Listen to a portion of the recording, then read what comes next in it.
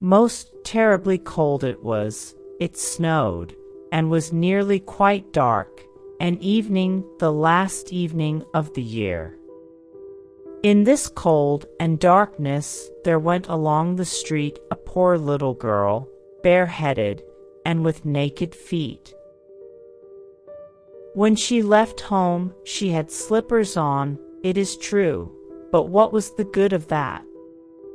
They were very large slippers, which her mother had hitherto worn, so large were they, and the poor little thing lost them as she scuffled away across the street, because of two carriages that rolled by dreadfully fast.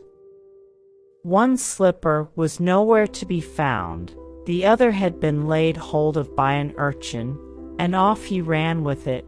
He thought it would do capitally for a cradle when he some day or other should have children himself.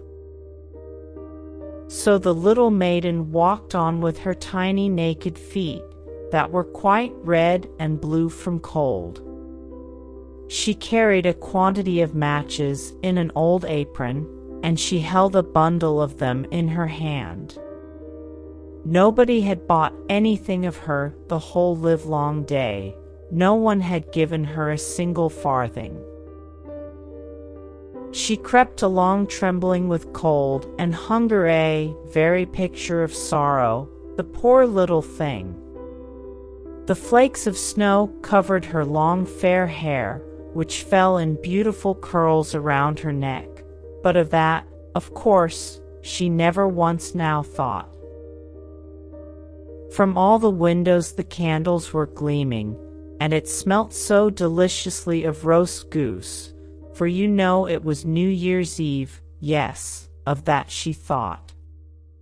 In a corner formed by two houses, of which one advanced more than the other, she seated herself down and cowered together. Her little feet she had drawn close up to her, but she grew colder and colder, and to go home she did not venture, for she had not sold any matches, and could not bring a farthing of money. From her father she would certainly get blows, and at home it was cold too, for above her she had only the roof, through which the wind whistled, even though the largest cracks were stopped up with straw and rags. Her little hands were almost numbed with cold. Oh! A match might afford her a world of comfort, if she only dared take a single one out of the bundle, draw it against the wall, and warm her fingers by it. She drew one out. Risht! How it blazed, how it burnt! It was a warm, bright flame, like a candle, as she held her hands over it. It was a wonderful light. It seemed really to the little maiden as though she were sitting before a large iron stove, with burnished brass feet and a brass ornament at top. The fire burned with such blessed influence, it warmed so delightfully. The little girl had already stretched out her feet to warm them too, but the small flame went out, the stove vanished. She had only the remains of the burnt-out match in her hand. She rubbed another against the wall. It burned brightly, and where the light fell on the wall, there the wall became transparent like a veil, so that she could see into the room.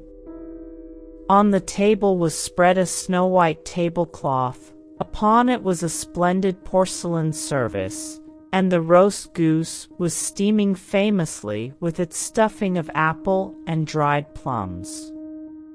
And what was still more capital to behold was, the goose hopped down from the dish, reeled about on the floor with knife and fork in its breast, till it came up to the poor little girl.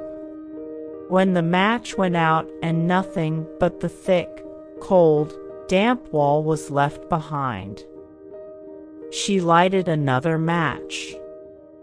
Now there she was sitting under the most magnificent Christmas tree. It was still larger, and more decorated than the one which she had seen through the glass door in the rich merchant's house.